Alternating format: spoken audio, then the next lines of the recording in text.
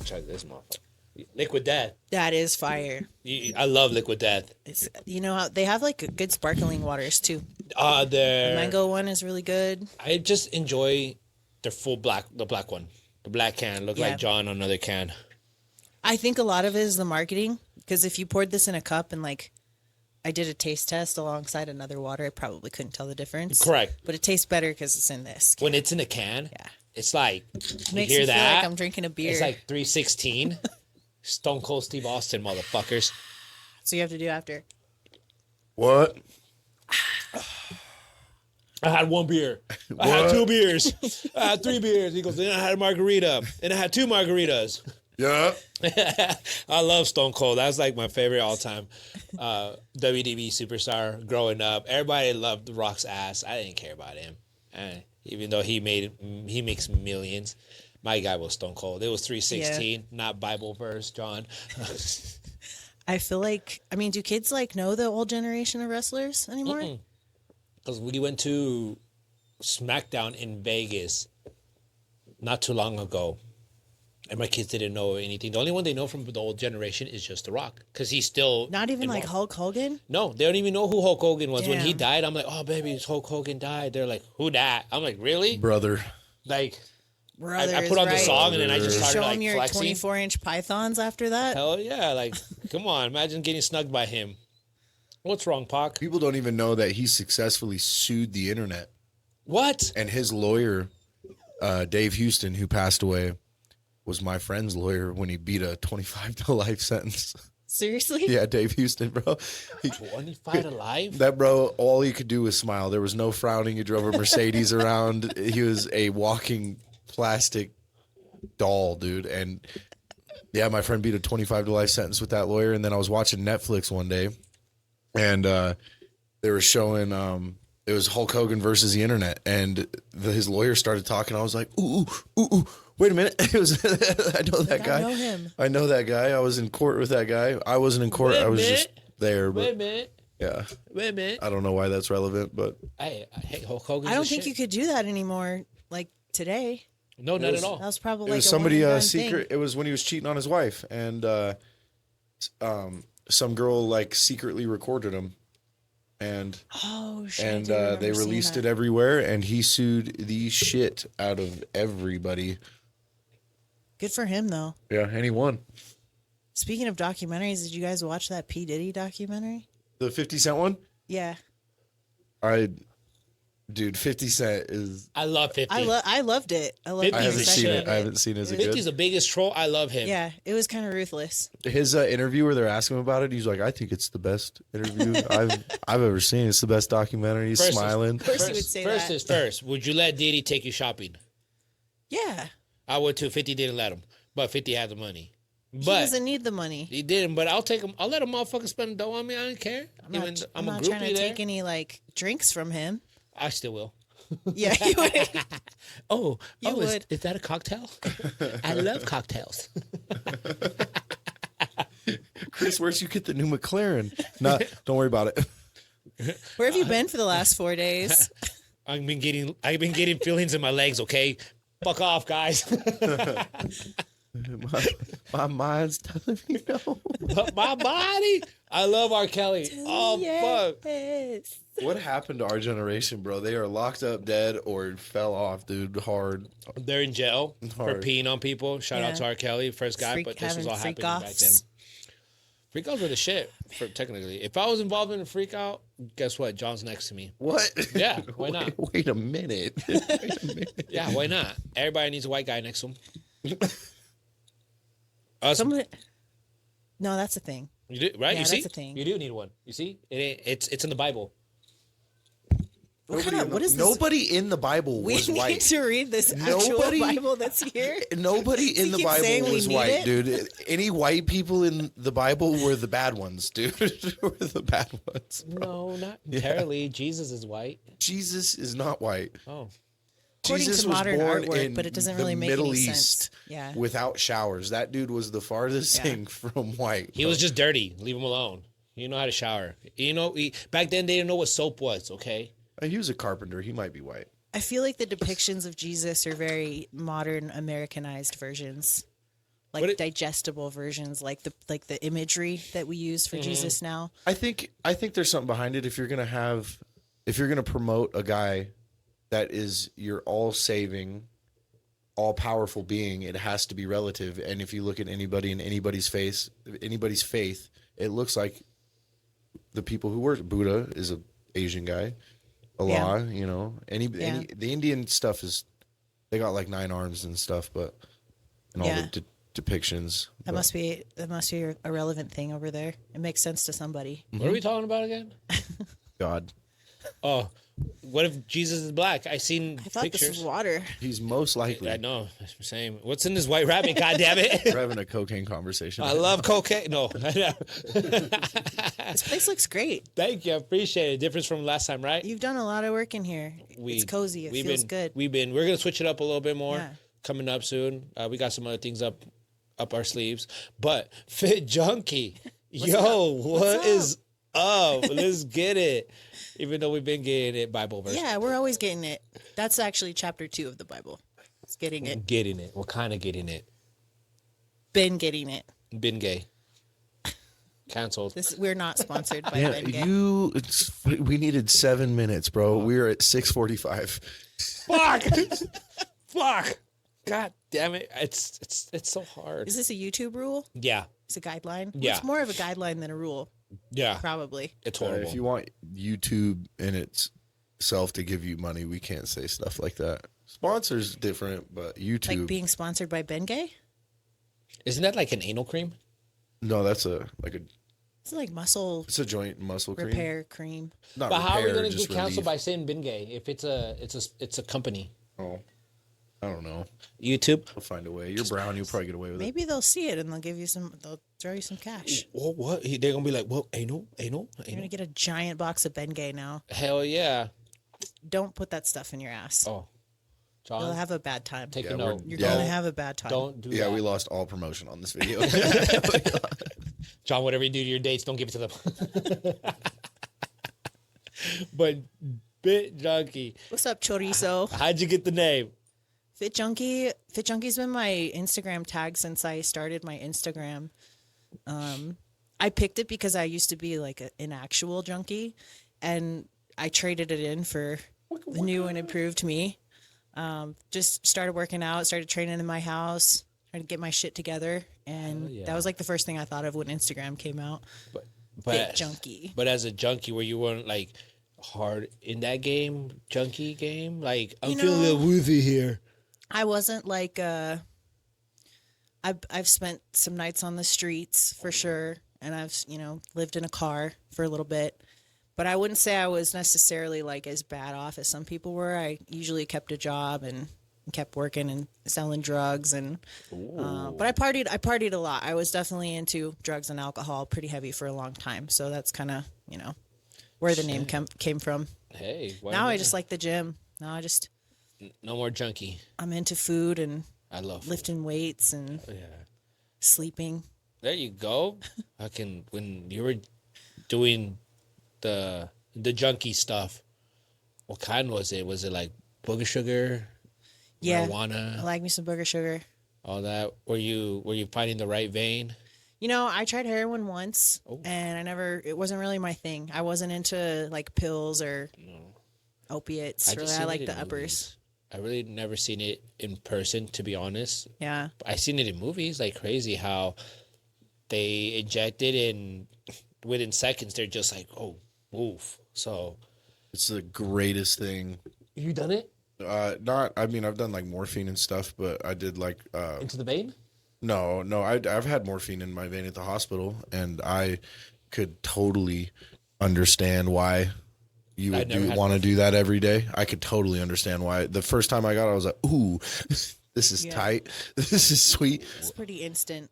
For me, it was more of like, I wanted to do things that like were exciting and fun, and like I could be out and about and doing like that kind of shit. You just lay on the couch. And that one just made you just zone out, zombie. Yeah. But cocaine, you're like, yeah, let's go rob this motherfucker. I mean, I could see it though. I mean, everyone, has different preferences. Cocaine back in the day used to be amazing. It used to be so different.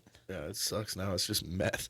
I don't even know what is going on out there. It's meth. Like fentanyl and meth and Yeah, they're putting meth in the meth now. seriously, yeah. Bath salt. What is it called? People are literally dying from like buying blow, thinking it's blow, and it's fentanyl, Oh. and they drop dead. Oh shit. It's kind of sad. Damn. It doesn't really make sense if you think about it from like a drug dealing standpoint. Like, how does that help you in any way? They don't.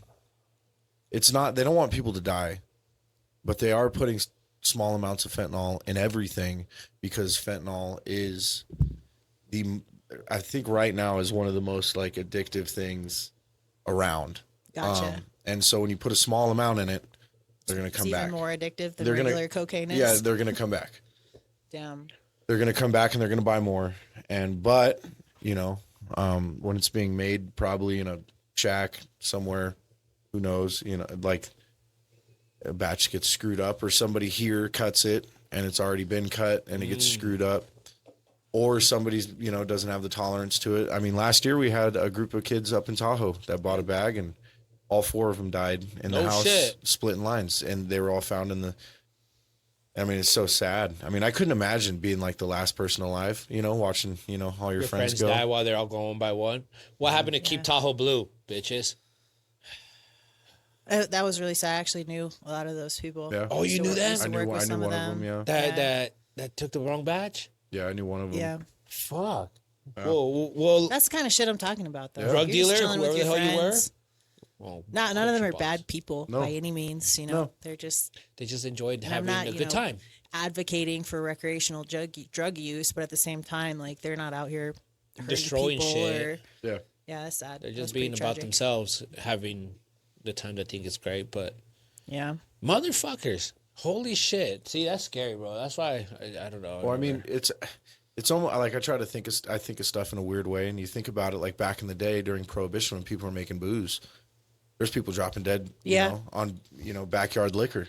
When they were moonshiners, and people were during Prohibition, they were making alcohol, you know, and if you make alcohol the wrong way, it will kill you.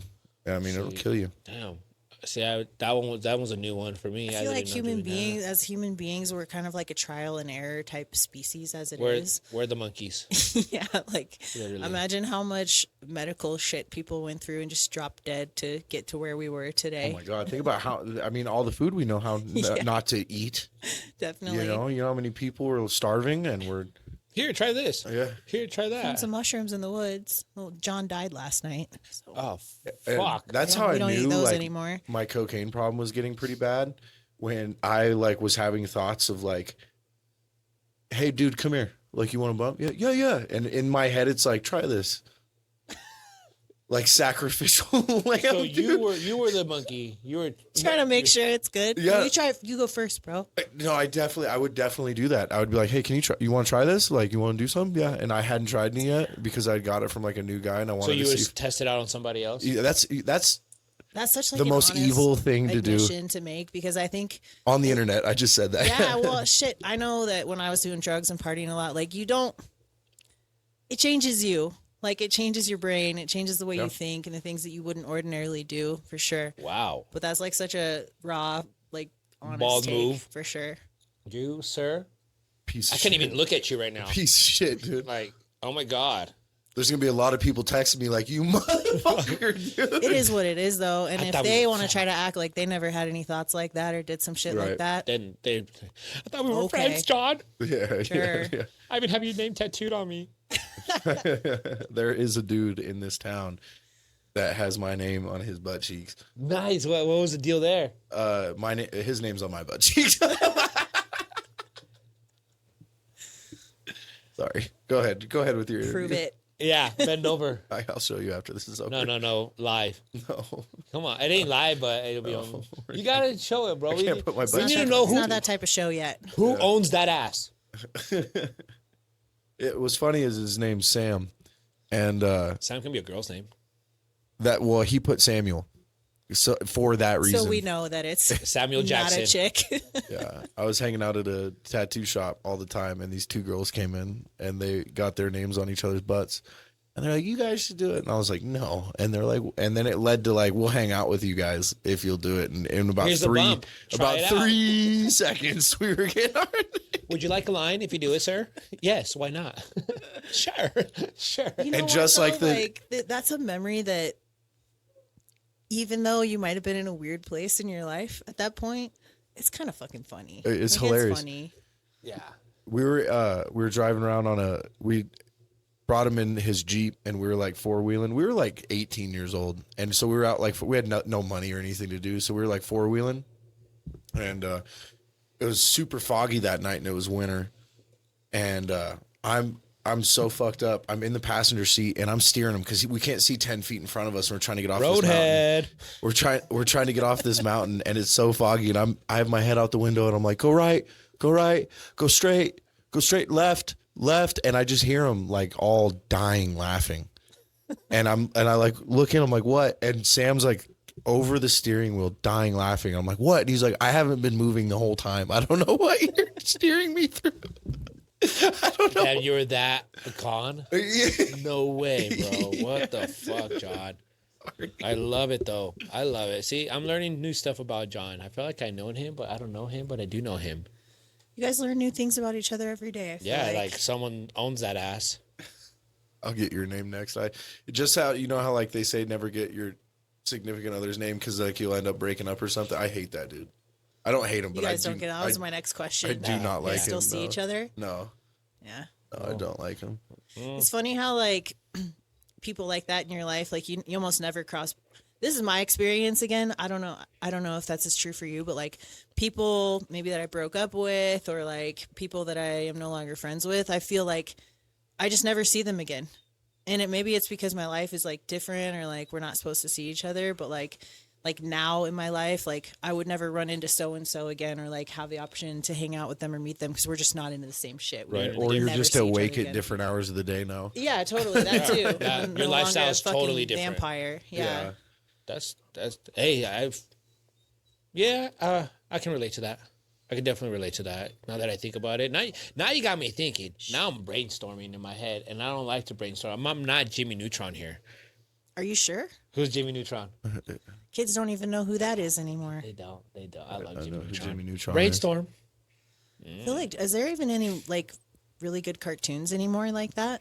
I don't really watch. I mean, other than like Rick and Morty. That's the only one that I can think of is Rick and Morty. That's not a kid's cartoon. It's not. No. It's not. That's Nick at Night Yeah. type of status. Remember when you used to stay up and Adult Swim would come on Cartoon Network and it would turn into Adult Swim and it was like raunchy ass like shit and it was like Celebrity Deathmatch. 10 o'clock at night. Yeah. Your TV just switched over to like stuff you were not allowed to watch. Well, even the kids' cartoons, like when I was a kid, like Ren and Stimpy, like if you go back and watch that shit now, They or are like dirty. Beavis and Butthead, like Bad. There's why some are my dirty parents letting me people. watch that shit? Well, they weren't paying attention. They just assumed if it was on cable television, it was appropriate. Yeah, it was okay to watch. It's Nickelodeon. It's Yeah. fine. Yeah, love it. Dan Schneider was feeling up every kid that was on there. What's wrong, Pac? I don't know what his deal is. He wants to sit in my lap. He wants to be snuggled.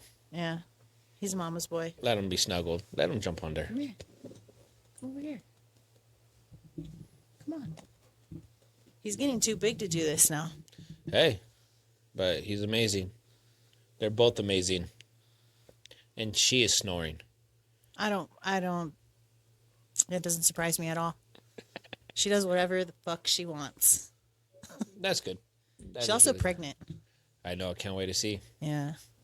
We could tell. So But what's been going on? What's happening in your world? The podcast is blowing up. it's shooting like crazy. It's something that, honestly, I'm just like, holy crap, this is going on. I remember just going to bed, and this guy's texting me, yo, we reached this much. Yo, we reached this much. I'm snoring. I wake up somewhere, and I'm like, oh, shit. We blew up. That's crazy. We blew How did it just up. happen overnight? It happened overnight. Just started posting like crazy. And the consistency of just clips, videos, people are actually listening. It's pretty cool, because who would have thought people would like to listen to the shit we say, or people's amazing stories. Like yourself, you said you were a junkie, you lived in a car, you were dealing, and you switched your life around. So what made you want to switch your life around? I think for me, it was just kind of like I reached a saturation point where I never really had felt. There was always something in me during all that time that kind of felt like there was more. There was more for me, like I was meant for more. But I think I just got sick of such an unfulfilling lifestyle. There just wasn't. At first, it's like when you get into it, it's fun, it's new, it's exciting. Like you have all these people around you and these new experiences, and everyone has a different reason why they get into these things. But for me, I kind of fell into it as a coping mechanism and just a way to kind of drown out whatever else was going on and not deal with things that I needed to deal with. And it was fun at first, and eventually there just came a point, like I said, where I was sick all the time. I was physically sick. I was depressed. I didn't like myself. I wasn't a good person. Like John said, I was a piece of shit. No. Like, I really was. Like I didn't really have much to offer in ways that were fulfilling for anybody. I wasn't doing society any good. I was just kind of existing and winging it and flying by the seat of my pants every day. And so it wasn't like an overnight thing, really. It was kind of a gradual thing. I remember I was married at one point to this guy, if you want to call it a marriage. I always say this was like my mid-20s. We had a horrible relationship. We were toxic, fighting all the time, like drinking, partying, that kind of a lifestyle. And I ended up blowing out my knee skiing. And so I was on the couch, laid up, trying to recover from this surgery. And I think at that time is when I can really remember everything just kind of came to a head, just because I had all this time to think. And I realized that there just wasn't anything productive happening from my lifestyle. So I made the decision to get out of there. I left that. I slowly started to kind of change my life around. And even before that, I had kind of started to make the move toward that. Started eating healthier, started, working out. And it really started from I really didn't know what I was doing. I just knew that I wanted to lose some weight. I wanted to look better from an aesthetic standpoint. I knew that what I was doing every day, like I said, wasn't really that fulfilling for me. I just felt sick and tired of feeling sick and tired, essentially. So I started doing that. And then once I got out of that relationship, everything just kind of snowballed from there. I started to pick better people to hang out with. I started to kind of do my own thing. And the more I did it, the more I fell in love with it, the more I loved feeling good, the more mental clarity came with that. Like the fogginess and all that went away. And so that in and of itself became like my new addiction, if you will. Yeah. I think that's why a lot of people get into fitness. And it's what I've kind of learned over my years within bodybuilding and within the gym, and also with this project that you're doing, talking to all these awesome members of your gym and hearing everyone's stories. Like we all have different shit going on, but it seems like in some way or another, we kind of all found this through some struggle of some kind and wanting to do better and wanting to change ourselves. So I know that's a long-winded answer, but it was a gradual thing that happened. I just knew I was sick. I was sick in so many ways. But now look at you. It's pretty dope that, well, to us, you're a famous person to us. So it's pretty cool. It's just seeing you're everybody. You're a famous person. Yeah, right. Thank you. I appreciate that. But not yet. I feel like our time will come, but when our time comes for mine and John's, it will be bringing up with us everybody that's involved.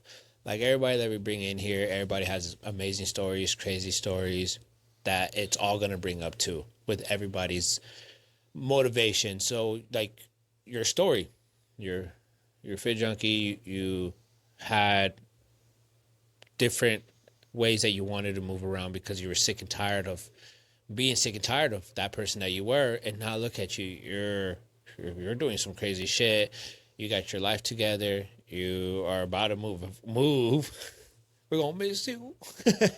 You're gonna move with Paul. I'll come visit. Hell yeah! I'll be back. Is it like a permanent thing? Yeah, I'm going to LA. I thought you were going to Dallas.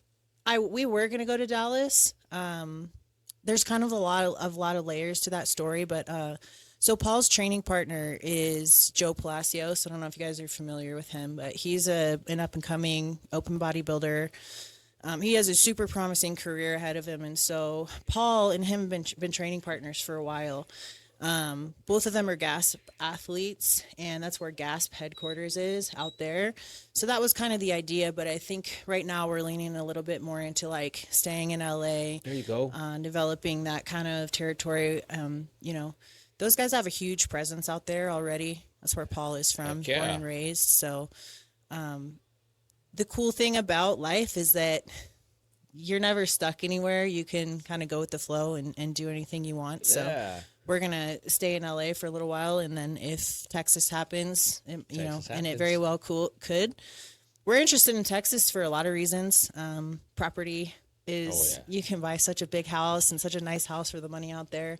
Obviously, in comparison to LA, that's a little different. But I think the goal eventually is to get out there. But for right now, LA is the spot.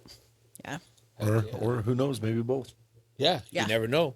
Yep. Vacation home, permanent home. Exactly. Rent out the spot, make money while you're living the dream in Texas. Yep. See, you got Exactly. this. So right now, that's what we're doing, and we're gonna hang on to my place up here and just put a renter in it for now, and just kind of keep building the empire, kind of a thing. Why not? Hey, make money come in somehow, right? Yeah, Hey, absolutely. That's the best thing that I can think of to do is renting out the joints and Yep. have a steady income at least until you figure out what's going to be the next big move. Because I can tell you never settle, right? You're always on the go. You want to be someone different because I don't like to settle. I want to be someone different every time. Well, that's the cool thing about life too, is that you can always keep improving and changing, and you can decide to be somebody else at any point in your life. Oh, yeah. I think that's what like led me to here was, again, like I was just tired of the person that I was, and I realized that I didn't have to be that person anymore. Like you're not stuck. You're not stuck in a habit or a behavior or a family or a relationship or a job or a place. But then You I hear, are not. But when you hear people say, I'm stuck, why would you feel It's fear. stuck? It's fear. It's fear. Absolutely. That's what controls our lives and controls our decision making process. Is just fears. If you're gonna, and it could be small to big, and just how you're gonna conquer them and move, and it's fear. That's all it is. Yeah, is and true. people become like really defined by that story that they tell themselves for whatever it is. Like if you start becoming like really aware of the narrative that you tell yourself every day, I know I still catch myself doing it. Like, whatever it is, like a good example is like, oh, I'm just not a morning person. Well, if you say that over and over and you believe that versus like, do you want to be a morning person? Because you could totally be a morning person. That's just one little example, but Yeah, no, that like is little true. things that you tell yourself, they add up and they do kind of define you if you're not start careful. believing it. Yeah, absolutely. Yeah, totally. Yeah, no, one of those things like you said. Well, now that you think of fear, talking about fear, fear plays a lot in my life. But I told myself, seeing other podcasters, other influencer, other videos of them talking about fear is literally going to be the cause of you not succeeding, because fear is going to make you not want to do it, because you're going to be like, well, what if it fails? Or what if I fail? What if I look like the laughing person? Or what if I look like an idiot? You know what I told myself too? I'd rather look like an idiot knowing that I tried than just be an idiot not trying. Yeah.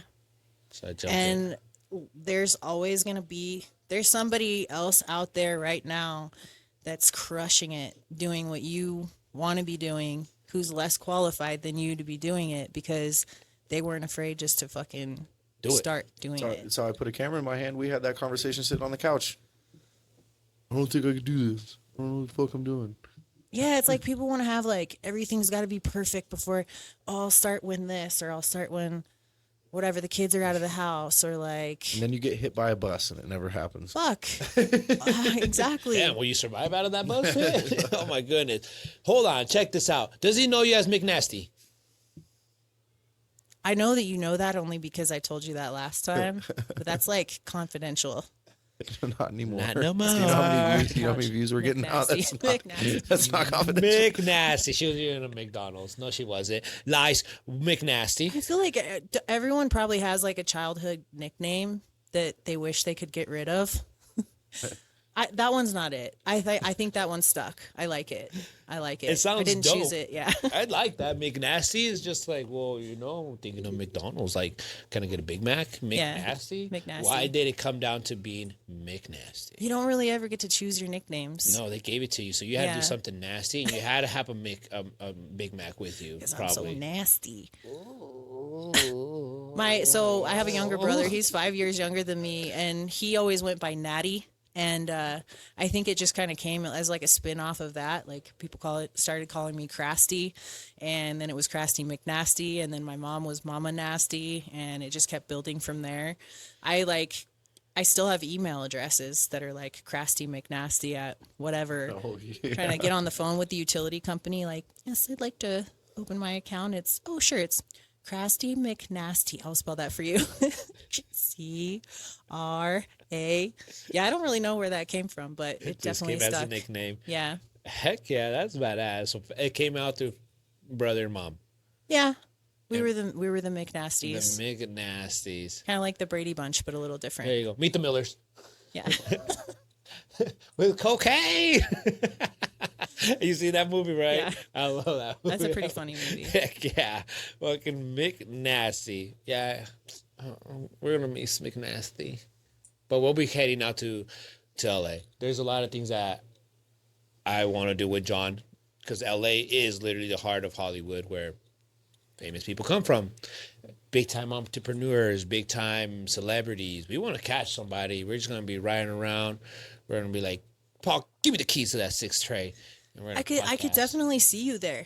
Like, if you wouldn't have told me, like, I would think you were from there just based off of your whole vibe. Like, yeah, you guys are kind of bringing like an LA feel up here to Reno. And I hate that. No, I think LA gets a bad rap, and I can tell you from my own experience, because I was born and raised in this area. I was born and raised in Calaveras County, and then I lived in South Lake Tahoe for a long time, and then I came down to the Nevada side, Carson, Reno. And I know, like, growing up, everyone used to talk shit on Reno. Like, oh, it's the dirty R. Like, oh. And then you get down here, and you're like, it's kind of like small town vibes, whatever. It is a small town, and there's going to be like an element of oh my God, dysfunction in any small town. But you get here and you realize it's not what people think. And then you see all this shit online about LA and all the homelessness and all that stuff. And it's real. It's a big fucking city at the end of the day. Yeah. But everywhere you go, like, you're going to find your people, you're going to find your niche. And the cool thing about LA is it's so big that there's something for everybody, everywhere, whatever you want to do. And, you can avoid all that stuff. You can avoid the rich hoity-toity people if you want. You're always going to find your vibe, whether it's music or podcasting or gyms or art or music. The nice thing about it, in my opinion, is there's just so much culture down there. Whereas I think this area in general for me is lacking that a little bit. So I'm excited to be where there's a little bit more going on. Heck yeah. But you guys are bringing an element of that's really fun. I think that's what I meant when I said you're bringing that here, is you bring more of a culture, you bring more of a vibe. That's what I felt as soon as I walked into this gym. I saw you guys online. I think you were still putting the place together, and I saw like some reels. And I was like, okay, that place looks aesthetic. Let's go check it out. And I walked in and just like meeting you and Vet and just feeling like the energy here.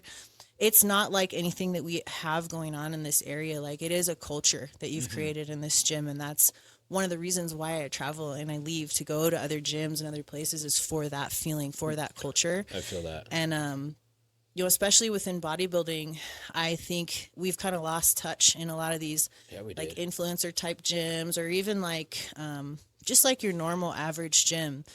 There's no culture. Everyone's kind of doing their own thing. And when you walk into this place, everybody is, they know you. You guys are walking around. There's somebody walking around. Everyone's, hyping each other up and kind of keeping tabs on each other's progress and helping each other train and work out. Yeah. And that's a really beautiful thing. Thank you. Yeah, no, that's something that we definitely wanted to make happen, just because, like you said, I feel like bodybuilding, the gym aspect kind of went down. I think all because of COVID. Yeah. It shot everybody off. Yeah. Social interaction in general took a big hit. People turned into assholes. Coming out of COVID was brutal. coming out of just I worked through all of COVID, Likewise. but like coming out of COVID, like when people like my life didn't change socially much, but like when I started to like I went through a separation right after COVID had ended, and so like I started to like go out, meet people, and interact with people, and people were rude, dude, It was a weird mean, time. very standoffish, and yeah, no, it was rough. My friend manages a pretty popular bar here, and he was like, it was like Fight Club.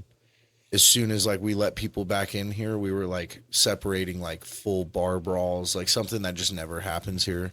Fuck. And like people were just so mad, and I think stuff like this had a big part to play in it, because people with opinions were able to spread those opinions on a level that they were never, because they had everybody's attention at 24 hours a day that weren't doing anything, Yep. you know. sucks. And Everybody's like locked into the like we didn't, hypnosis. and like yeah, I'm pretty sure like businesses and stuff like businesses struggled, a lot of businesses shut down, people lost stuff that they had worked, you know, decades, years, really hard to build and do, you know what and so there was like that element to it. But like for the average people, I had friends that were making, if they would have got paid the whole year what the state and Fed was paying them, you know, in a joint household, that would have been $104,000 a year for a household, and you got barred on rent. So like a lot of people didn't struggle in the aspect of like financial absolute ruin and loss like a lot of business people did.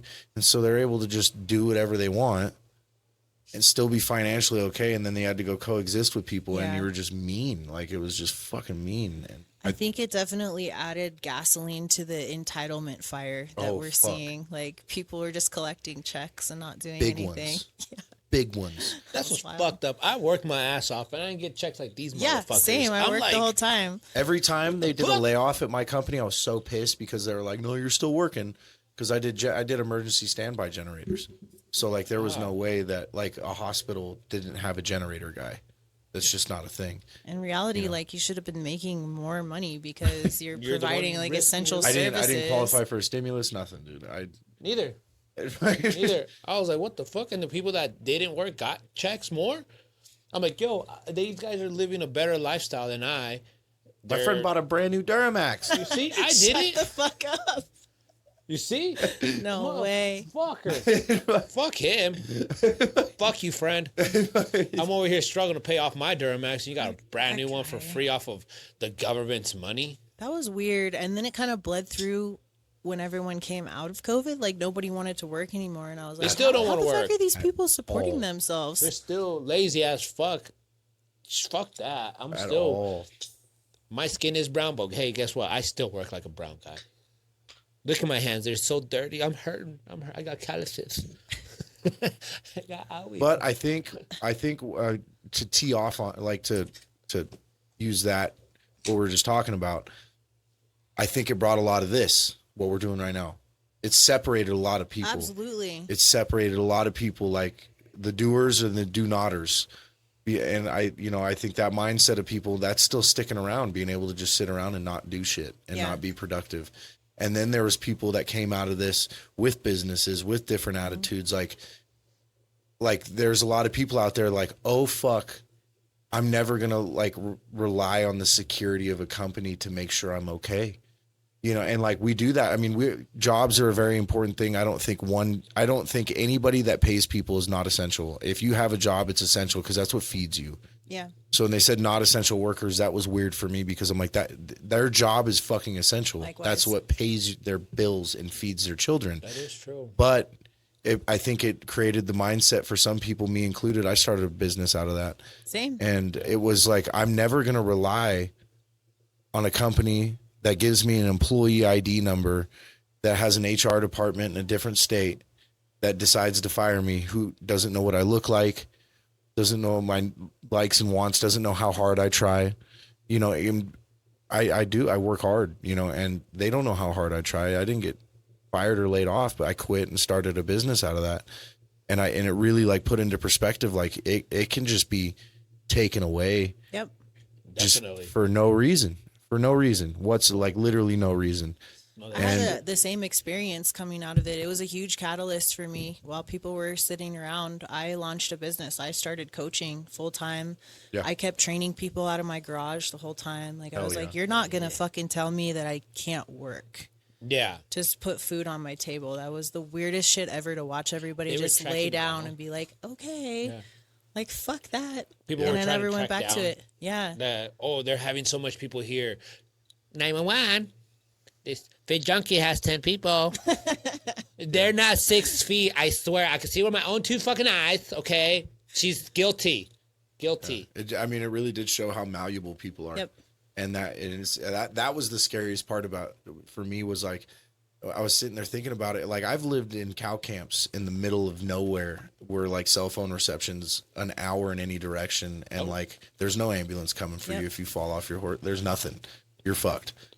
Fucking horse better be And driving you. like do you guys remember the toilet paper? Like, we ran out of toilet paper Costco. and It was people so were ready weird. to kill It was each like other. mob mentality. I Like, remember, what happens like, if something serious happens? Dude, Like, when that toilet paper stuff did, I didn't give a fuck. I said, I'll just shower right after I take a shit. Dude, it wasn't a big deal. That It's was the nothing. thing, and everyone was freaking out about it. And then you really do sit back and see, like you said, how every little thing that like came up on the news, everyone was just like blindly like go this way, go this way, and then everyone's fighting with each other over fucking Diapers, toilet too. paper, and it's like, whoa, yeah, like like people. okay, I really like, gotta like look out for mine right now Yeah. because it's wild. It's fucking wild out there. Yeah, and what's nuts is like 120 years ago, like a majority of this place did not have plumbing. 120 years ago, you didn't have central heat. 120 People years used to ago, just shit in the streets. Yeah. you know, a like long time ago. what Hi, Don. what the fuck? Like, they kept our lights on.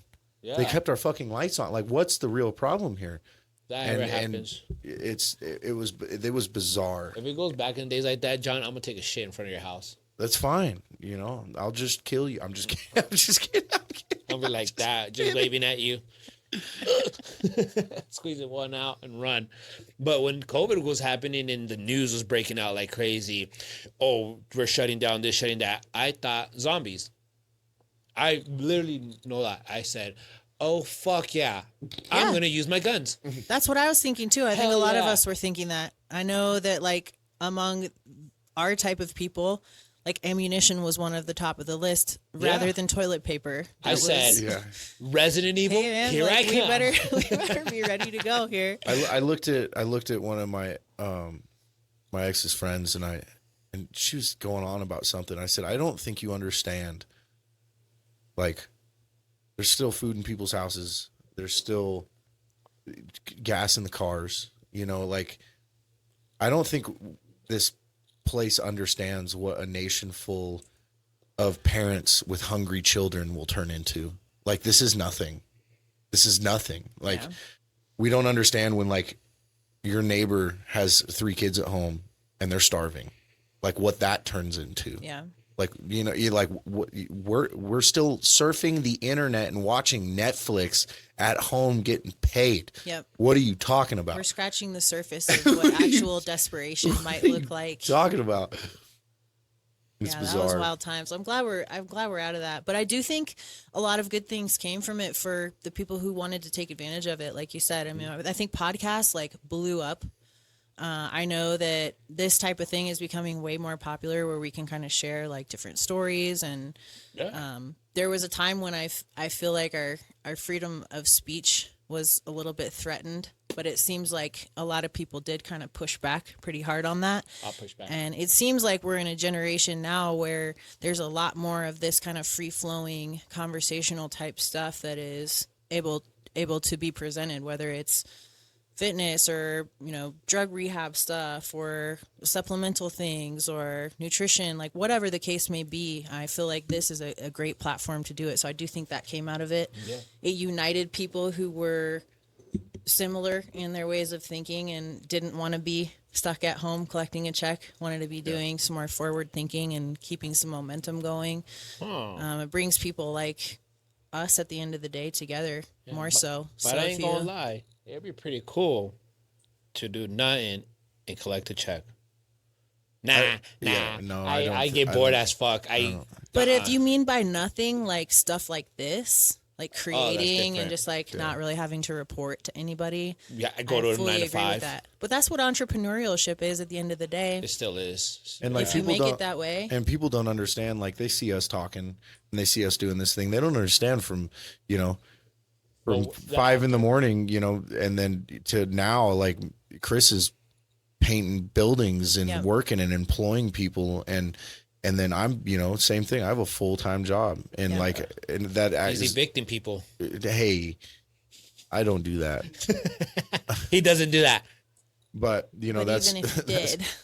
And I do think out of that whole thing, like you said, you started your business, and people saw when COVID was going on. In my understanding, as dumb as that may be, it was taking out people that were large and out of shape. Fuck yeah, it did. And so people did you see that as like I feel like a lot of gyms happened after COVID, a lot of fitness stuff, a lot of coaches, a lot of people wanting to, how do you eat? How do you get in shape? How do you lose weight? Because when I go to my doctor, my fucking doctor's not a nutritionist. My doctor smokes cigarettes and, is gray. And like, how do you think that helped your business coming out of that? People wanting to get in shape. I definitely capitalized on that. I think, again, it really separated the people who, like, you saw this dividing line with people, right? You saw people. He's like terrified of that helmet. I swear, I'm a nice guy. We don't like Iron Man. I'm Iron Man.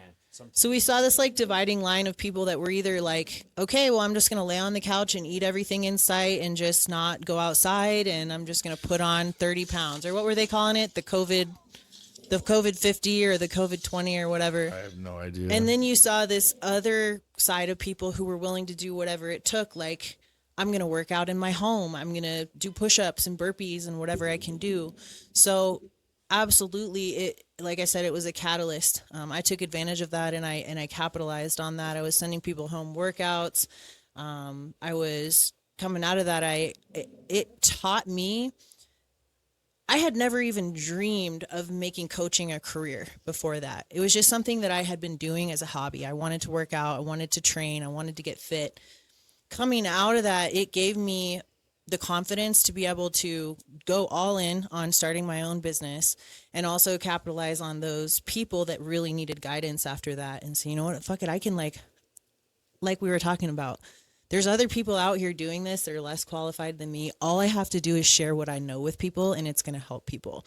And it did, and it catapulted, and it not only helped other people, but it created a whole new version of me, McNasty 2.0, that was like, I can start my own business. I can share this with people. Like, I can do whatever the fuck I want. I'm not stuck in this job that I was working. The government can't tell me that I can't work. Like, I'm going to go out and make shit happen for myself.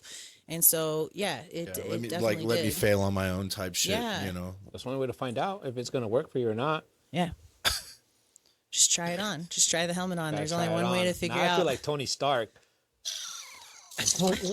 What is up, bitches? That thing's sick. Where the fuck do you find this shit? I just Google shit, and I'm like, I want that right now. Like, I want it right now. You're all right. You want to try it on, Tupac? All right, my guy. It's just like so much shit that I saw into this gym when we were coming and creating it. I bought a damn touchscreen TV that didn't work to our advantage, so it's out there now. Where is it? In the lobby. Oh. And my kids play video games on it. I was so upset. I was so excited. I'm like, look, John, I got a TV. And no, it didn't work out. Motherfucker. Bummer. So whatever. At least you got the Tony Stark helmet, though. Hell yeah. I want a Batman one. I want a different one. I want a mariachi one. I think you need like a what's the Mexican like wrestling mask? Lucha Libre. Yeah, you need one of those too. Hell yeah. Yeah. Luchador. I'll be like Nacho Libre, but Skeletor. Dude, Yeah. you should have Harley paint that helmet.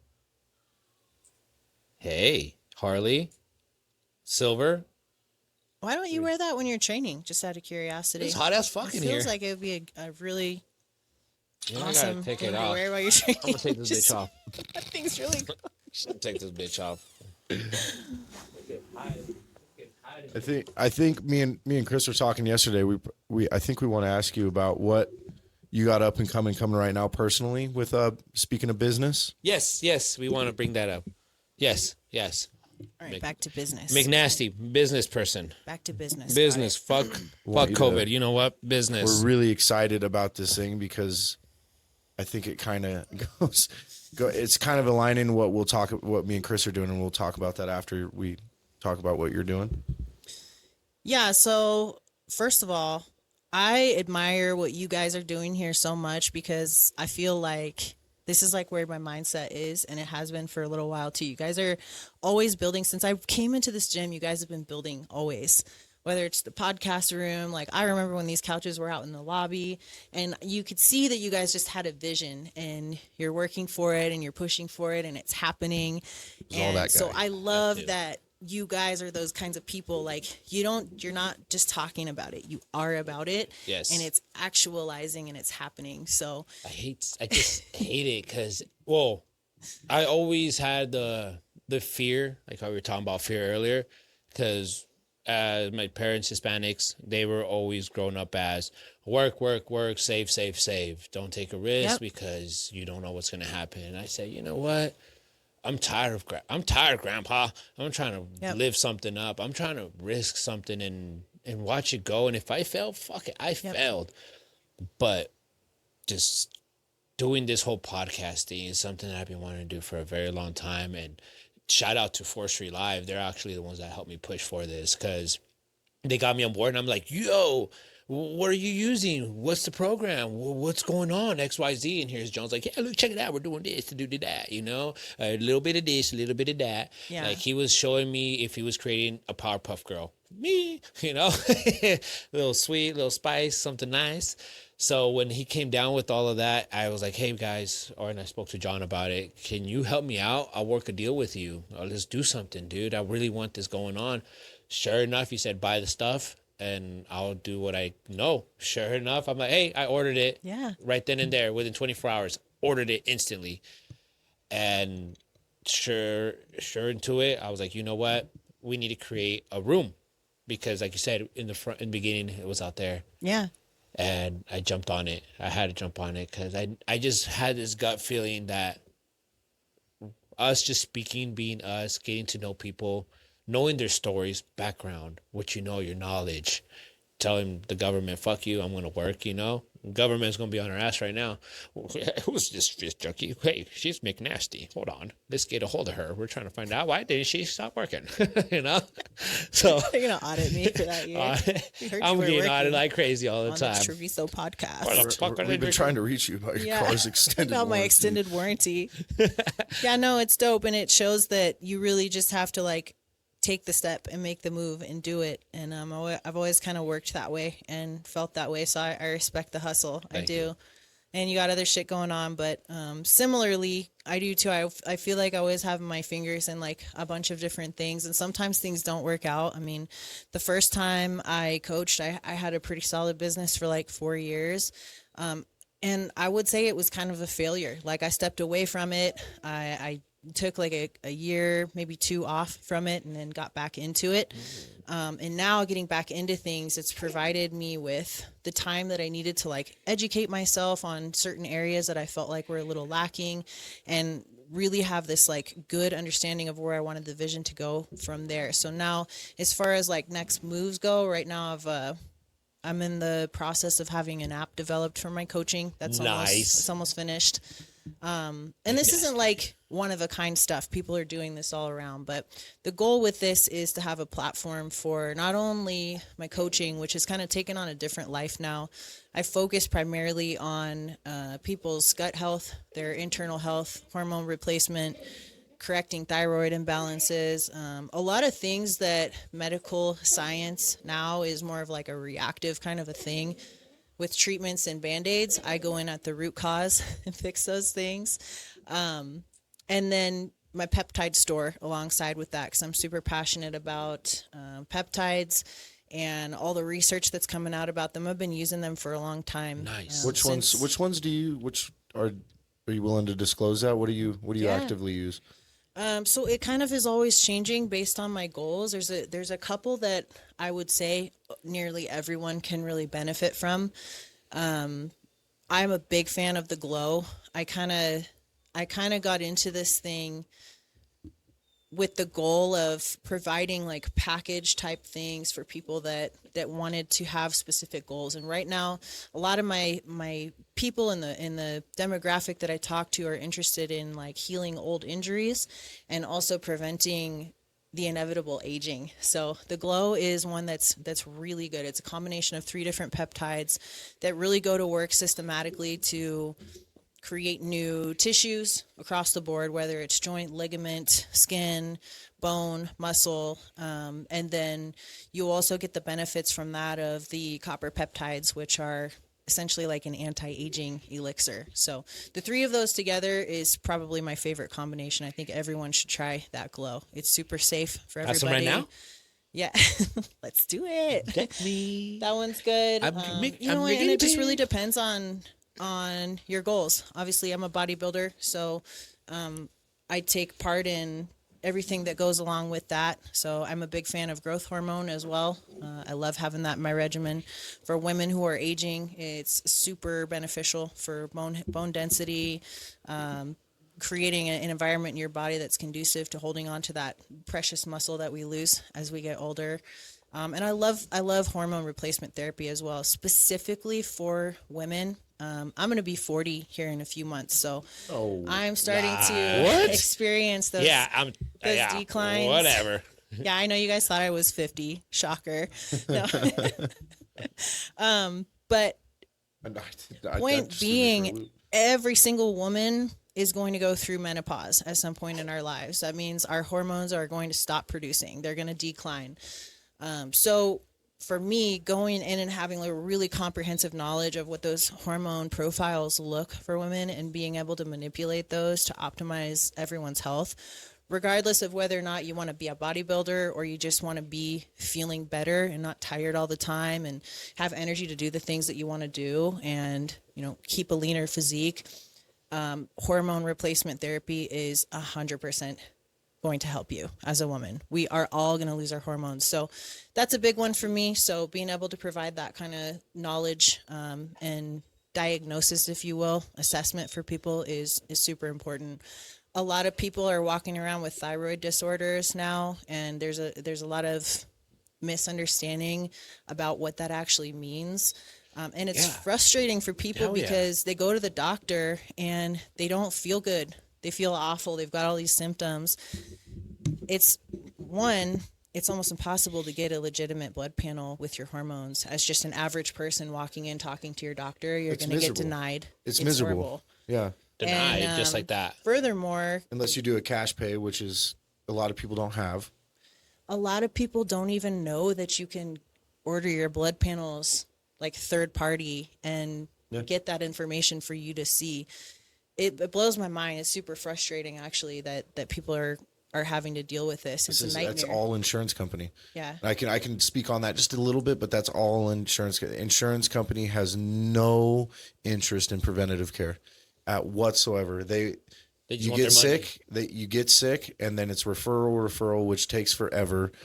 And then whether you follow through with your referrals, and then you get frustrated with your doctor, and then once you get to a spot where you know what's going on, usually it's too late, or there's something drastic happening. You're in a disease state at that point, right? And then the way our medical system is set up right now in this country is, it's so like, Chris, when's the last time you've been to the doctor to get a general checkup? I don't go to the doctor. Exactly. Exactly, because you don't have insurance. Like, that's crazy. That's crazy. They're gonna charge the me. fact that we have a medical system in place. It's probably the best in the world that's ever been. Like, our knowledge wise is we know more about the human body than any time in history, but yet it's like an exclusive club to make sure you're healthy, and it'll rob your pockets. And a lot of people are putting groceries on credit cards right now. Yep. That sucks. It's all fucked. It's all fucked. And the medical things are starting to change a little bit, and this is by no means an attack on anybody who's in the medical industry, because I really truly believe that people who want to be doctors or nurses have a desire to help people. I think that's the goal. But as far as the education that goes around it, the medical industry, I'll call it, because it is, let's be real, they profit off of disease states. They profit off of treatments, not fixing the cure. If you're healthy, you don't have to keep coming back for these treatments. You don't have to keep coming back for these medicines. So a lot of this education that goes into these things is based off of what are your symptoms? Okay, we're going to throw a medication on it. So it's always like a Band-Aid going on top of it versus a really true understanding of where these issues come from and going in and fixing them at the root cause. So you end up with these people on all types of prescription drugs and synthetic hormones that are just throwing them on top of a clogged. It's like putting high octane fuel in an engine that's doesn't have a good fuel injection system, that's clogged up, old dirty oil, like no spark plugs. Like it's pointless to do that. Like you need to go in and actually fix the root issues. True. So unfortunately, that is kind of what we're dealing with, is an institution that makes a lot of money off of sick people. And so that was really important to me getting back into coaching, was that I had an understanding of some of these issues that people have, and they go their whole lives without being able to fix them, and they just keep getting more medication, and they go around in circle, and this doctor wants you to go get that test and this test and that test. Meanwhile, you feel like shit and nobody can give you any answers, and it's very common. And they throw names like autoimmune and Hashimoto's and all these things, IBS. Hayabusa. And it's all just a name for something that they can't even really understand or fix, when we have the power to go in and actually run that diagnostic with a blood panel, and see what the fuck is going on and identify those patterns. So that's kind of where I see these things going, and that's where they are going, is being able to create packages for people and treatment plans for people that are actually going to resolve their problems and set them up for success long term. So So the this is peptide store, the consultations, the blood work, the coaching, all that stuff. And then kind of furthermore going into the realm of the podcast and the content and things like that. My goal is to just network with as many people who are interested in these kinds of things, because there is power in numbers, and having a community and a culture of people who are interested in these things is super important to me. So connecting with other people that want to do good and help and spread the word. It'll be easier for them to grab stuff like this that can help them out from you than a doctor.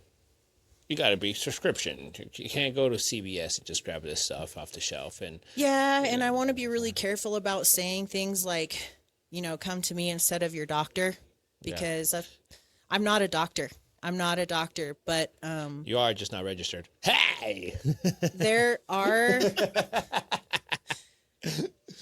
things that a lot of doctors just don't have the knowledge base on, unfortunately. And while there are amazing people out here doing amazing work, like I said, whenever you are able to profit off of treatments and things like that, companies wake up with plans to create treatment plans to create income, not to fix people at the root cause, unfortunately. So per the CDC website, and this is a number coming out of the past 12 months. So this is the Centers of Disease Control and Prevention, and 64.8% of U.S. adults age 18 and up reported taking at least one prescription medication in the last 12 months. That increases with age. And then another one is roughly 1 in 4 adults are taking at least 3 prescriptions. More than 1 in 10 are on 5 plus medications concurrently in a given 30-day period. And so where I want to go off that question or off that information is, a lot of people will go into their doctor and blindly take stuff because the doctor told me to take it. And you're offering a service that is, like, hey, we can, run your blood panel, hormones, all this, and we can kind of dial in what you should be taking along with good sleep and good food, God forbid, like that's a big one in all of this. Like people will come into the gym, take stuff and then not understand what's going on. And they're eating like dog shit and they're not sleeping, guilty. And, so if somebody, a lot of people that I talk to that want to get into the space of, you know, peptides, anabolics, whatever it may be, they're always the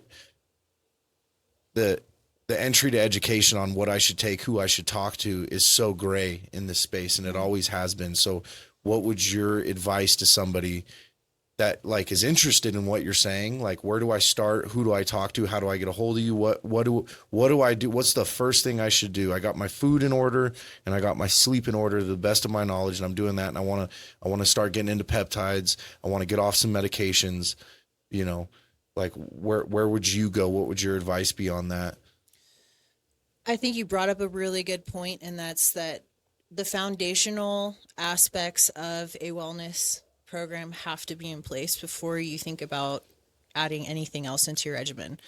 Whether you want to take some PEDs or you want to do hormone replacement therapy, you need to make sure that you're eating adequate calories, getting enough micronutrients, sleeping well. You have as low stress of a life as you can. You're taking care of yourself. You're getting some movement in, exercise, all that kind of stuff. So if you don't have a knowledge of that, I definitely would start there. Work with somebody who's qualified to do that for you.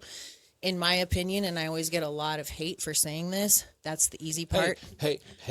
A lot of coaches are out here prescribing macros and workouts, and that's awesome, and they're helping people, but that's so easy. Anybody could do it. What really matters is when you get into everybody as an individual, there's so much nuance to that. And so where I would recommend starting, get a hold of somebody. If you want to talk to me, I do free consultations all day. You can shoot me a DM. We can jump on a call. We can go from there. What I will typically do first thing is have you order a blood panel. Yeah. Because your odds are you probably don't have one. You probably have never seen one. I've never seen one myself. I know a lot of people who have gone to their doctor and gotten a blood panel. They're not allowed to see it. They can't access it. They don't give it to them. They don't provide it to them. Really? And they don't run their hormones. Yeah, the last one I got, I had to pry. I had to be like, give me my, because I wouldn't pay for it. I was like, give it to me. It's fucking wild. They're like, why? I'm like, give it to me. They're like, nope. Why do you want? Why do you want it, sir? You don't know. It's a new. We're nurses and we're doctors. We know this. This was recent. They had to pass law. They had to pass legislation for your fucking optometrist to give you your eye prescription like within the last couple of years, because you could go online now and you could get a pair of glasses for cheaper. This $60. is exactly the point I'm trying to make when I say the institution is about making money. It's against you. When you have something that's profitable, they're going to try to control every aspect of it. And you're seeing it now too, even with like ChatGPT and search engines. If you want to search for information about peptides or taking these things into your own hands, it'll discourage you first. Straight up won't give it to you. Damn. So tell me that it's not being policed and thought of and schemed on. It absolutely is, because they want to make it an industry. They want to make it profitable. Yeah. So the first place I would start is getting a blood panel. If you need help with that, shoot me a DM. I have resources for that. It's really easy. You literally can buy it a la carte. I'll tell you everything that you need to get. We'll go over your symptoms. But how do you do? You'll get your blood work, or yep. So you can order blood panels online. I use a company called Private MD. And you can go on there. There's packages that are pre-made for people that want to get like a full hormone panel, lipids, all that kind of stuff. You can also order custom stuff, and you can get like all the Cadillac stuff that you want to get. You can get kind of based off of, and we go based off of symptoms. So typically I'll talk to somebody for a few minutes. We'll say, you know what, how are you feeling? Like, what's going on with you? What does your lifestyle look like? What are your symptoms? From there, we'll have a really good idea of what needs to be tested.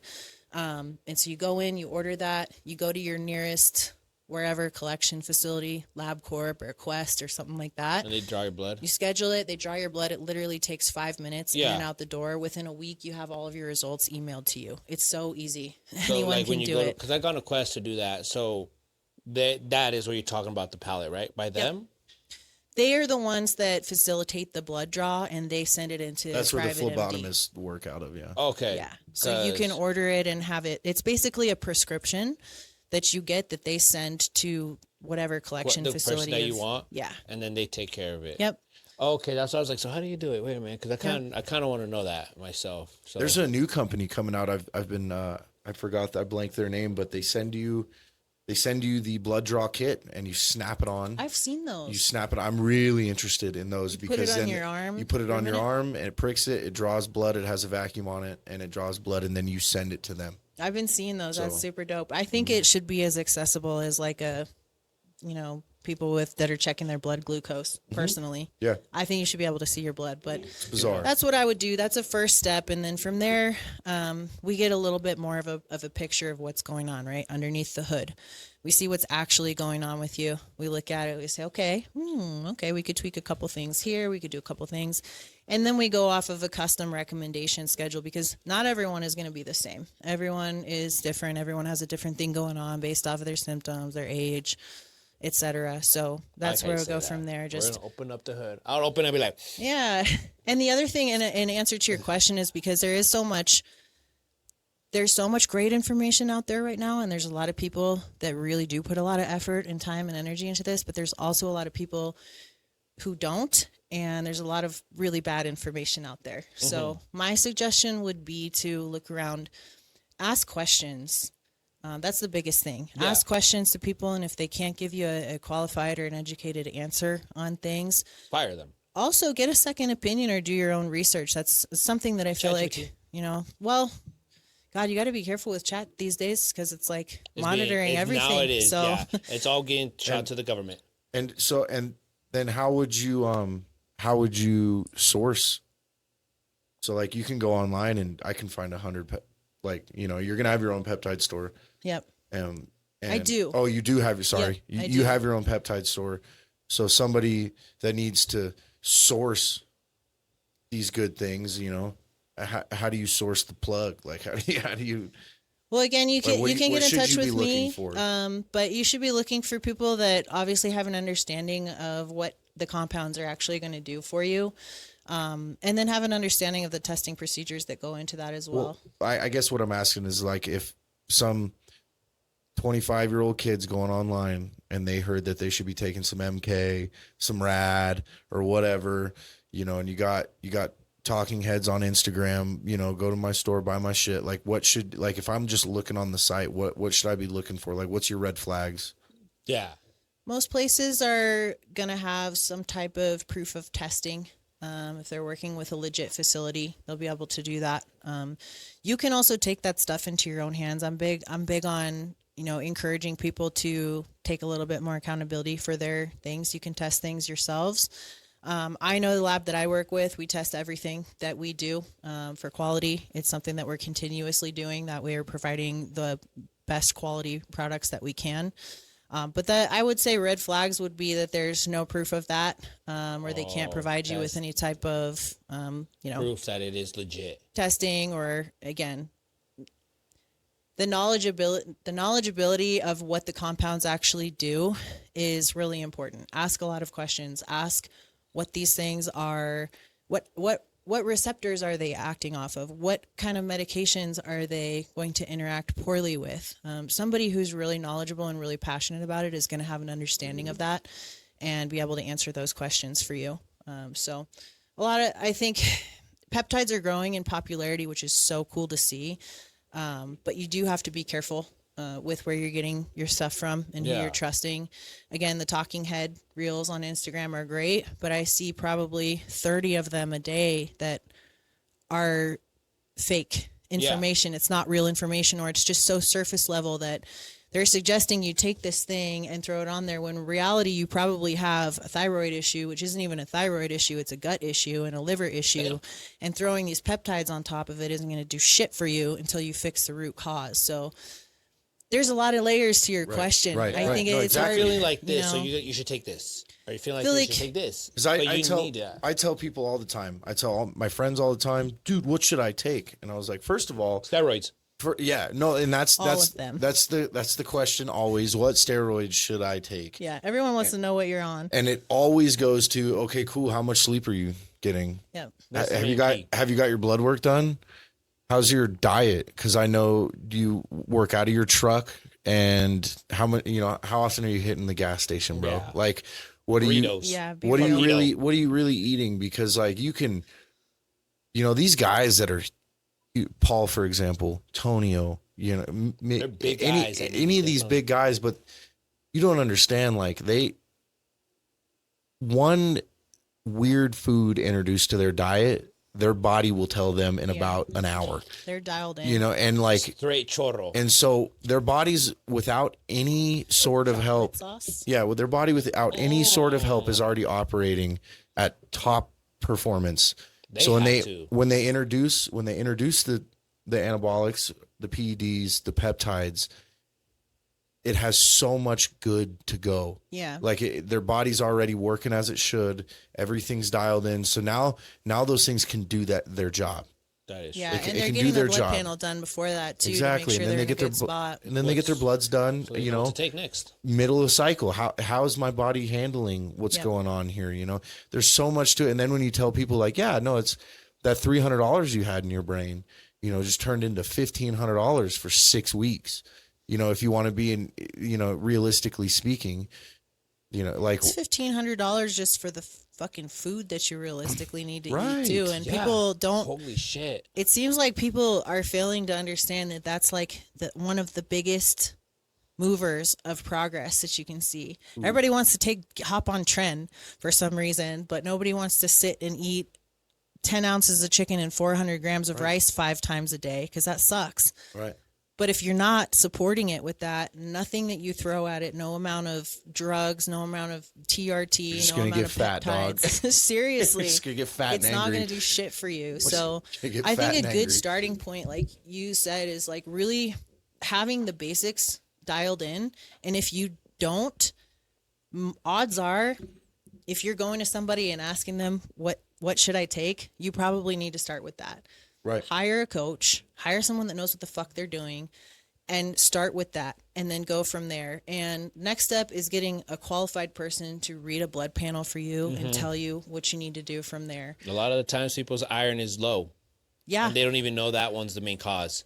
Especially when you're talking about thyroid. Yeah. I've been hearing a lot more thyroid issues in men lately now.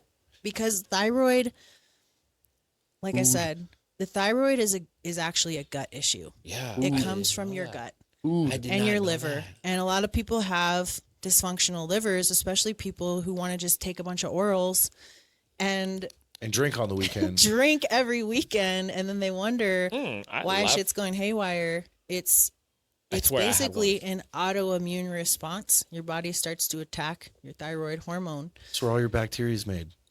And In if your you're fucking gut. I and swear if I your had gut one isn't- Modelo. you just have one, One Modelo, I swear. I don't know if I believe you, but that's I- okay. We'll let that one slide. No, best part, I haven't drank in... Fuck, how many times? Almost 2 years, bud. Almost 2 years. Really? Yeah, hold on. Oh, that's dope. I tell you.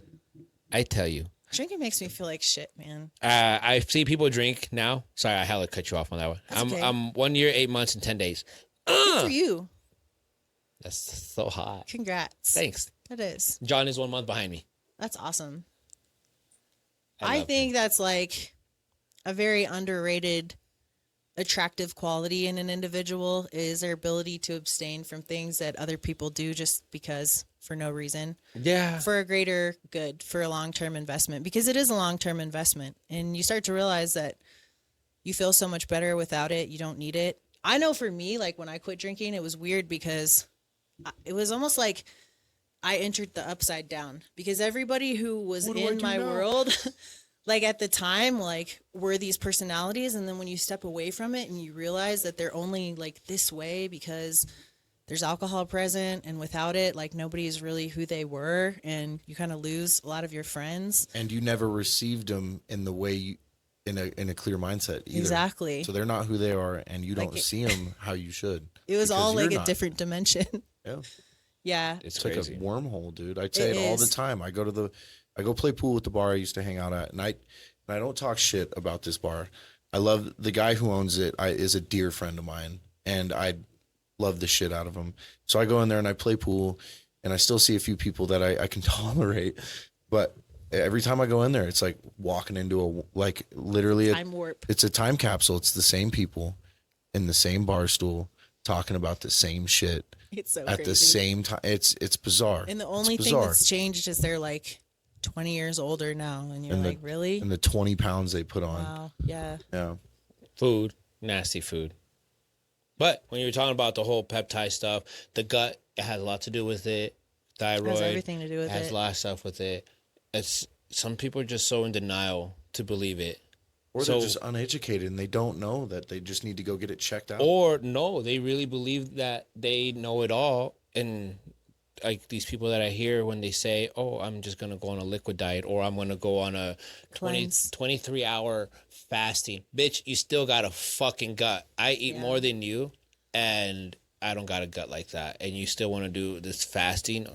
They say it's science. Fuck your science, dude. Like, no, you're going to fuck your body up. 23-hour fasting? Come on, man. Really? I feel like a lot of that is a byproduct of like this quick, real, like the real science culture that we have now, which unfortunately is like the only way to get through to people because that's how everyone consumes information now is like 15 to 30-second reels. But Of somebody who they don't know saying something and then they believe it. you end This up with these stupid motherfucker people on TikTok telling you what to do. not to eat. The ones that go, this is how you grow a chest by doing this. I'm like, bro, you have nothing. No, you got nothing, man. You got nothing there. You got Yeah, nothing I there, get dude. it. I too, had a and guy that's- tell me to my face, and he was dead serious that, rumble strips on the side of the road? Yeah. Okay. You know what royalties are, Chris? Like somebody made something and now they like a music artist, they'll get royalties on that music for, Okay. Okay. And like, Had me or looking stupid you there. invented something Yeah. and people use it now. So you got to get paid, right? Yeah. This fool straight told me that there's a guy out there that makes a quarter for every divot in the road. And I still don't know if that's true, but I'm pretty fucking positive it's not true. And then he sourced me the information because I was so sick of it because he says shit like this all the time. I looked at him I'm like, you fucking with me right now?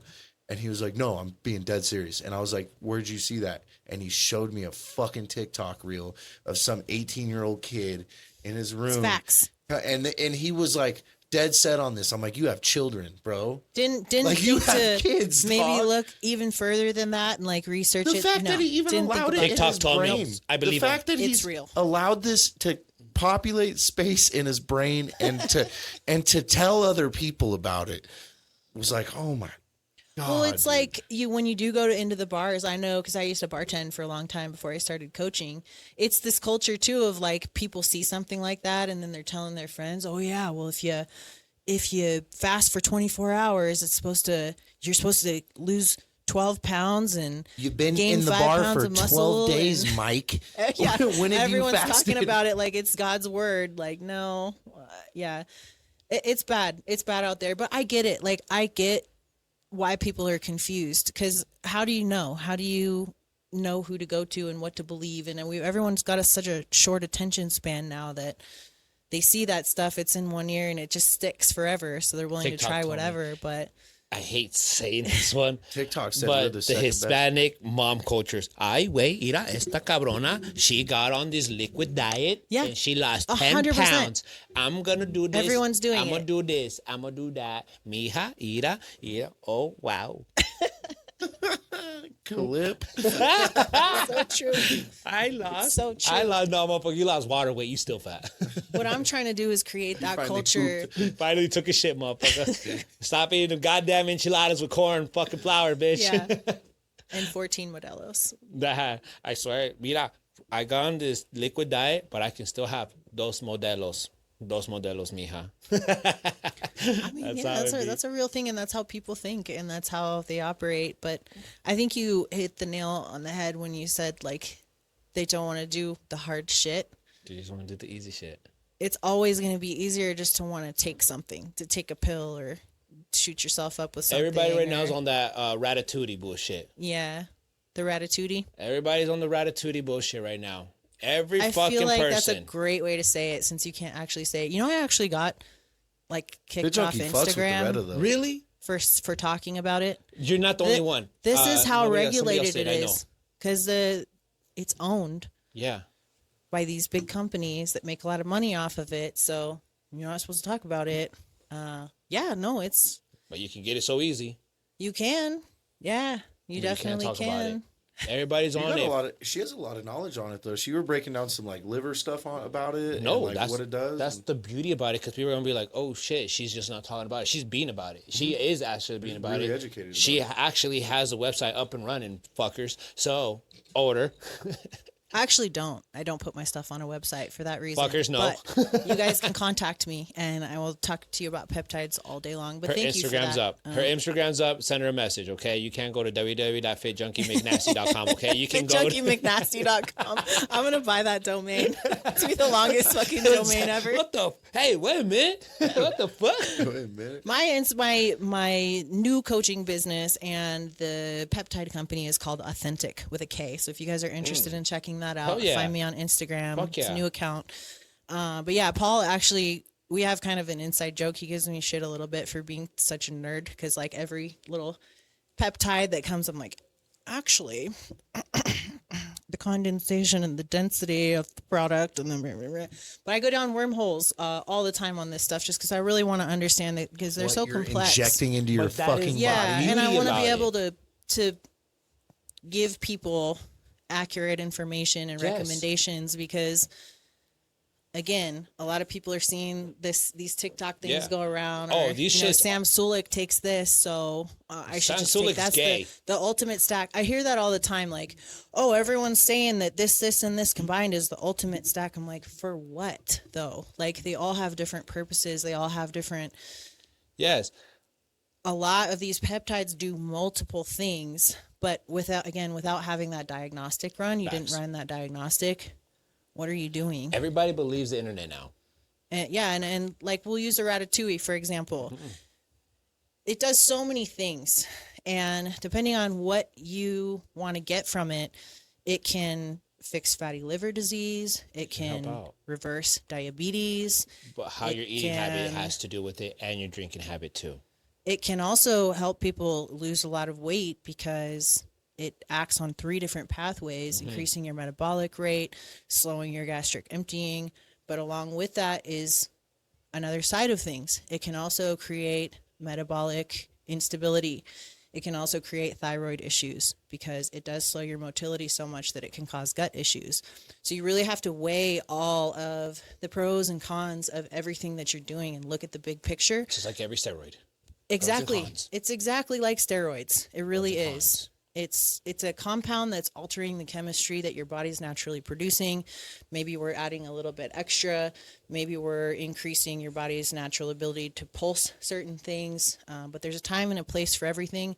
There's also a dose and a duration for everything. You got to take So- it just right. And I'm a firm believer that too much of a good thing turns into a bad thing. Yeah. So it's always like that. people, you know, I've like kind of figured out the ways on my cycles where I can retain within about five pounds of my body weight when I come off. And I'm not no big giant aesthetic guy. I have no dreams or goals into being, you know, on stage doing any of that, but I do like to be strong. I do like to be mobile, you know, and I'm, you know, I cycle a lot less than people think, you know, and I dose a lot less than people think. That's how it is. Same and, here. I'm just you a know, test. Yeah. A lot of and people take more than they Need need, to. realistically. That's too. when the body and like rejects it. and I want to, and I've started to get in my. I'm 30 next month, and I'm starting to get into the You the made it. mindset of how is this going to be? How do I want to move around at 50? You know, Yeah. so I don't think blasting 300 megs a tren 4 times a year is going to get me there. I don't think that's Especially going to if get me you there. don't have a goal to get on stage or Right. like a certain Yeah, way. There's it's so different. many other meant routes you for can take to bodybuilders. get what you're trying to Right. accomplish. Yeah, no facts. Yeah. No facts. With the ratatouille one, back to this one aspect, I always see people that are like, oh my God. They don't want to tell people they're on it, but word comes out that they are on it. And it's more, I'm taking it because I can't lose this weight. No, bitch. I'm saying bitch because I don't know your name, man or female. I know who you are, but I don't want to say your Bitch, name. bitch. Man and female. Bitch, bitch, bitch, bitch, bitch, bitch, bitch, bitch, bitch. They bitch. But they all say, oh, I'm on it, or it comes out that they're on it. But, fun fact, stop eating like shit.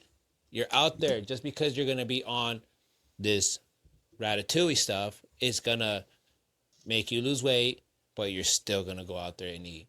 Oh, I stopped drinking.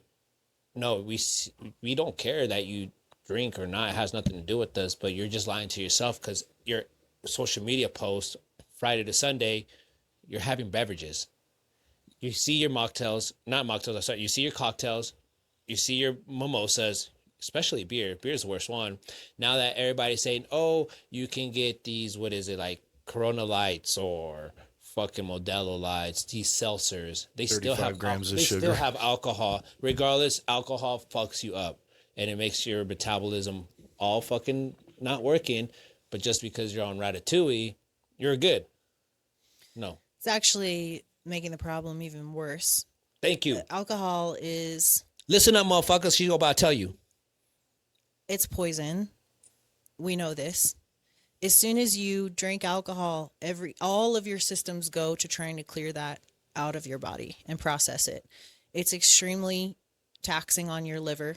And when you add on to that a GLP-1, like Ratatouille, you're already slowing your motility. So you have sludge backing up in there. The bile that your liver is producing gets sludgy and thick. And so you end up with an underperforming liver because all it can really do is try to process through that alcohol. So you're compounding the issue. I guarantee the next step from there is hypothyroidism, a broken thyroid. So these things are all interlaced. And so this is why I caution people not to just jump on things. We want to understand the lifestyle factors going into it. But back to kind of what you were saying about, here's a thought, maybe just don't eat like an asshole. It's true. But again, it's a powerful tool for people who maybe they've had food addiction their whole lives and maybe they can't stop thinking about food and it runs their thoughts. Drugs like this are really powerful and really helpful for people to clear that food noise out, to create those habits. Because it stops the so hunger. that they can eventually integrate that into their lives and hopefully make that a sustainable practice and not Sorry, always bitches, need I said that. too much. No, you're totally right in everything that you're saying. There's just so much. There's so many layers to it, and there's so much that these drugs do. And it's not all negative, and it's also not all positive. Again, it's all in the dose and the duration and who you're applying it for and what you're applying it to. But I've seen people who've struggled with food addiction their entire lives, been obese, have, start taking these, and it saves their lives. It gets them into a position to where, again, they can stop focusing so much on these addictive centers in their brains that keep lighting up and telling them to eat food, to where they can focus more so on creating the lifestyle habits that they need to make this sustainable. Yeah. So super powerful stuff. I've also seen people quit drinking alcohol, people that drink a 24-pack of beer every single night religiously. That is tough. Stop thinking about it and stop drinking overnight because of these drugs. So I'm a huge fan of them. Yeah. I really am. I just think Cold people, like you said, something really good can become something really bad really quickly if you're taking too much of it. I think that's where maybe we're lacking a little bit in the education side, and the TikTok culture is highlighting all of the sides of things versus just like take this for that or that. I think if I could say my goal was anything, is just to educate a little bit more so in the entirety of what these drugs are capable of, and following that through all the way to the end goal versus just taking more, and then ending up with these other problems. Then like you go to the doctor for a thyroid issue. They're just going to give you thyroid hormone. That's not going to do shit for you. Your liver isn't working. You're drinking every weekend. There you go. That says it all right there. So it sucks because you go to the doctor and they just say, "Here you go." Yeah. When there's actually more to it. Yeah, it's unfortunately really common. It's super common. Like you said, you're starting to see thyroid issues in men, which typically have been a lot more common with women. Men. And there's one guy in here that had that problem, but he didn't think he had a problem because he's very fit. So when the doctor told me he has that problem, he's like, what the fuck? He investigated. He got his shit together with the whole thyroid issue. So every time a male comes at me and tells me, yo, man, I found out I have this thyroid that. My doctor said this. I'm like, hold on. Un momento. let me contact my guy, and he'll reach out to you. He'll come talk to you if you're okay with that. And they're like, yeah, I would love to hear, because he's open to it, to tell people, yeah, doctors are just going to give you this pill and say it might go away. But no, there's other ways to actually take care and help out your thyroid issues. Yeah, you can fix it. Yeah. You can definitely fix it. Better than the doctor telling you. Because like you guys said, the doctor just wants to give you some stuff that can kind of help bring back the mones for them. It's all about the Benjamins, baby. Yeah, because if you have to stay on a synthetic thyroid hormone for the rest of your life, that's money in the bank for them. That's guaranteed. Mm-hmm. Every month they're getting a check. And the drug rep that's selling them gets a check. Exactly. That was my next point. Yeah. Yeah, the reps are getting a check. So, can we be a rep? I don't. I would never want that evil in my life. I don't think I could sleep well at night. No, I watched I'm Money a product. talks. I'm a product of. You would. Money talks. You would totally. I watched my whole life get crashed down because we had a doctor here in town in Reno. He's in prison now, and he was doing the pill mill. He sold the big car dealership here. All those pills, that doctor, that was my mom's doctor. Oh, shit. And he was prescribing my mom with a back pain, came in with a back pain. She left that office with a script for 300 Norcos. And that was for 1 month. And then all of a sudden there's 12-hour time released morphines. And then all of a sudden there's 300 for a 1 month? For Norcos, the 850, the yellow footballs. And then, I am a product. I'm a kid of that generation where the pain pill epidemic, because drug reps were coming in and making money hand over fist from these doctors over prescribing these medications. And I hope all of them get chlamydia and swallow a fork. I really do, because it ruined a big part of my childhood. It ruined a lot of my friends' childhood because their parents were unknowingly going to their doctor, who they trust, and just doing what they were supposed to do. And all of a sudden, 8 years later, my mom's buying drugs off the street because now you can't get them. Now they're really like strict on them. And, like they would drug test you to make sure the drugs are in your system. What? And that the doctors would do that. You'd have to go in monthly. You'd have to get piss tested because because it was starting to turn into an issue. They were over prescribing them so much that people were selling them. Yeah. Damn. So now that I grew up in that era as well, seeing that and Yeah. seeing a lot of people die Yeah. from that, and a lot of kids, people our age, who develop those habits as a result of seeing that, That's or the their first parents narcotic I having them took. around. Yeah, it was the first pulling them out narcotic of I there. took. Yep. Yeah. I was taking handfuls. She never noticed. Yeah. She was getting that many of them. Wow. And what's even crazier about that, as fucking tragic as that is, it's crazy that people don't think that this kind of stuff is still going on. Yeah. Because It's not it just pain is. pills that they do it for. Yeah. It's not just pain pills. There's no reason a $4 vial of insulin should be, what is it, a couple $100 now, or $1,200, I think it is. Damn. Or some cancer medications, $800 for one pill, Right. kind of a thing. And God forbid, you have that, and then now your insurance boots you, or you have a pre-existing, and now that's done away with, but now your insurance rates are insane. And then if you lose your job, now you can't afford your literal life-saving medication. Damn. That's some shit. It's horrible, dude. And it all stems from bad health, no preventative care. A lot of people are, if you look around and just walk around this country, go to the store and just look around and look how many people are out of shape. It's shocking to see, like, we're in this gym all the time, so we're really used to seeing people in pretty good shape. But like, if you just go walk around in society and look at people, you're like, holy fuck, dude. Walk like downtown. I think about this all the time when I'm in the airport. Just the amount of people that, like, the way they move and the way they look, and they're 40, 50 pounds overweight. And I guarantee they're the people that say, well, that's just what happens when you get older. Your metabolism slows down. And they just live like that because they just settle into this place of thinking that this is life now. Yeah. And it doesn't have to be life. It really doesn't. Go look at an older person in an underdeveloped country, and Fit, they're in, they're not fat, moving like you around, said. doing things every day. Yeah, they don't have the accessibility of Uber Eats and McDonald's and Yeah. that. Yeah. For a while, I just recently switched careers, like I said, I have my fingers in a lot of things, but I do sales on the side. And for a while, I was selling showers. I was doing in-home sales presentations, basically for shower remodels. And I would drive all around the state of Nevada. That was my whole territory. I would drive to people's houses and do their presentations and sell them showers. And a lot of my clientele were older people who were interested in aging in place. They needed to have, you know, their old bathtubs taken out and a walk-in shower put in so that they had something safe to use. And the difference in, I would see so many people. You'd see a 75-year-old man that's walking up and down the stairs healthy every day, like eating well, fit, energy. Like when you walk in, you just feel the energy, like great energy about them. And then I'd walk into a home where I could swear this person was pushing 80, 85, unhealthy, in a walker, smoking cigarettes, overweight. There's bags of chips everywhere and just snacks, and they're miserable. Like the energy when you walk into the room is just thick. Like, ooh, it just brings you down.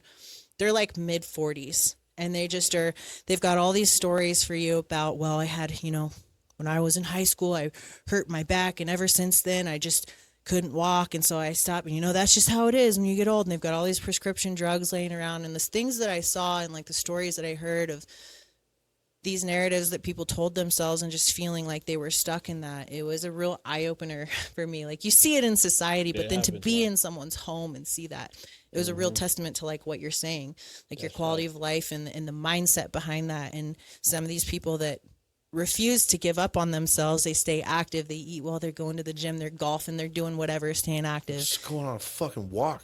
Yeah, and then these people that are literally the ones that you're talking about with 5 different I mean, I would see tables, sometimes coffee tables, filled with prescription bottles. They're just so like addicted to it. It's crazy. Their mind is just believing or it. that's what their doctor just tells them they have to do. Okay. Especially the orderly. They're so vulnerable. They're so bought into the system. Like, oh my God, I'm gonna. And they've got better. the news on 24/7 in the house, and I'm just like, get me the fuck out of here. Yeah, no, that sucks for them. I can't believe that shit happens, but it's sad.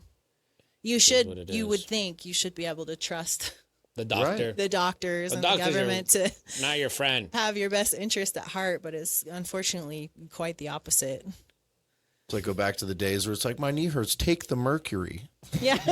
I'd much rather that, because at least that guy was probably trying. We know that this will make you stop talking, so here. It will be here. It happens. It is what it is. We're back in the days of the lobotomies. Just shove a ice pick in the front of your head. That'll solve everything. Yummy. Fucking A. Fit Junkie. Now, that was a little bit of a tangent, but I think like ultimately the medical industry is a little bit fucked because it's been influenced so heavily by profit. True that. And I think we're in a really interesting time right now where we're starting to see the rise of popularity of these peptides and things, and people are learning that they can take huge aspects of their health into their own hands. And so in answer to your question, what do I see for the future? I want to be a really big part of that. And I want to be able to provide the support and the education that people need around that to be able to do that safely for themselves. For men and women, reach out to her, guys. Don't feel like you're Superman, Superwoman, because you can really fuck yourself. You can fuck your shit up. Just reach out to Fit Junkie, send her a DM. Definitely get your shit right. Don't believe all of TikTok. Believe her. I rather put my life in her hands than this fucking guy on TikTok telling me that, you know, I'm not okay and I should go take this shit. Like, no, I'd rather be in the safe hands of somebody that's actually caring for what my body's worth. So reach out to her. Please reach out to her. It's a big honor and a huge responsibility, and I'm dedicated to the cause and continuing to stay. I'm always learning, and I'm always trying to educate myself. So you're from Today Watch. We're going to be like, damn, Fit Junkie got a big-ass building. A building? A building. Yeah, because you're going to have a big building of running this business. Oh, yeah. I could see it. Me and Paul are going to take over the world. Like that. It's gonna happen. Scarface. We're going to be in Texas. We're going to be in LA. We're going to be in Reno. And we're taking you guys with us because everyone's going to eat at our table. Bags. Wait for me. I got little legs. Fit Junkie, thank you for being on Chorizo Talk. We're gonna have you soon again with Polly Yeah. Polly baby. We'll come back. We'll bring him. Let's get it. All right. Yeah. Thanks for having me, you guys. Thank you.